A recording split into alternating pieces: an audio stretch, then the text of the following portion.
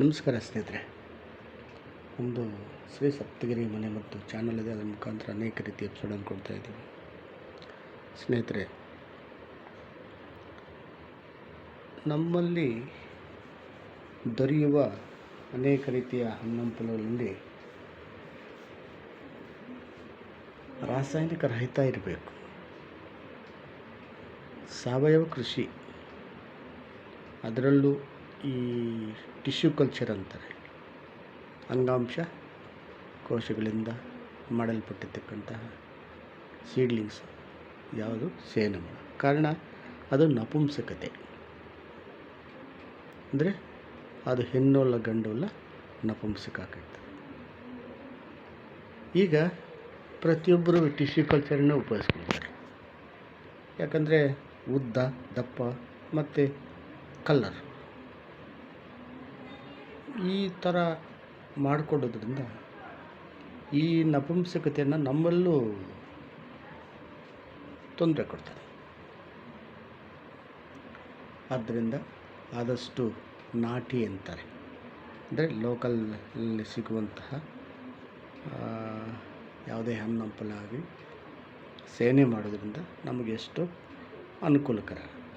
ಮತ್ತು ಬೀಜರಹಿತ ಇರಲೇಬಾರದು, ಬೀಜ ಸಹಿತ ಇರಬೇಕು. ಆ ಬೀಜರಹಿತ ಯಾವುದು ತಿನ್ನಬಾರ್ದು, ಅದಷ್ಟು ಡೇಂಜರು ಯಾವುದೂ ಇಲ್ಲ.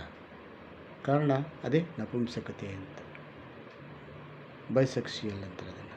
ಈ ಬೈಸೆಕ್ಸುಯಲನ್ನು ನಿವಾರಣೆ ಮಾಡ್ಕೋಬೇಕಂದ್ರೆ ಅದರಲ್ಲಿ ಬೀಜ ಇರಬೇಕು. ಬೀಜರಹಿತ ಯಾವುದು ಸೇವನೆ ಮಾಡಬಾರ್ದು. ಮತ್ತು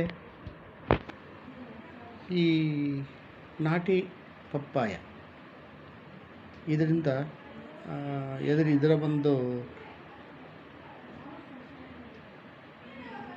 ಹಾಲು, ಎಲೆ, ಕಾಯಿ ಇವೆಲ್ಲನೂ ನಮಗೆ ಬಹಳ ಮುಖ್ಯವಾದದ್ದು.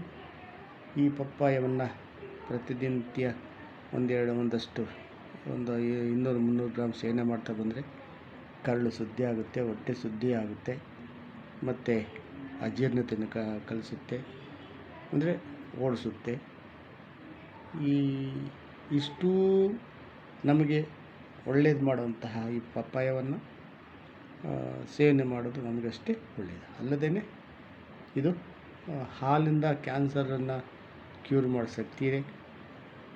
ಅದೇ ಒಂದು ಎಲೆಯಿಂದ ಎಲೆ ಜ್ಯೂಸನ್ನು ಸೇವನೆ ಮಾಡ್ತಾ ಬಂದರೆ ಡೆಂಗು, ಚಿಕನ್ಗುನಿಯಾ ಇತ್ಯಾದಿ ಬರಲ್ಲ. ಆದ್ದರಿಂದ ಈ ಪಪ್ಪಾಯವನ್ನು ನಾವೇ ಸ್ವಂತ ಬೆಳೆಸ್ಕೊಂಡು ಅದರ ಒಂದು ಹಣ್ಣು ಮತ್ತು ಅದರ ಒಂದು ಎಲೆಯನ್ನು ಉಪಯೋಗಿಸ್ಕೊಂಡು ಅನೇಕ ಕಾಯಿಲೆಗಳನ್ನು ತೊಲಗಿಸ್ಬೋದು. ನಮಸ್ಕಾರ. ಇದನ್ನು ನೋಡಿ ಲೈಕ್ ಮಾಡಿ, ಶೇರ್ ಮಾಡಿ, ಸಬ್ಸ್ಕ್ರೈಬ್ ಮಾಡಿ, ಎಲ್ರಿಗೂ ಮುಟ್ಟಲಿ, ಎಲ್ಲರೂ ನೋಡಿ. ನಮಸ್ಕಾರ ಸ್ನೇಹಿತರೆ.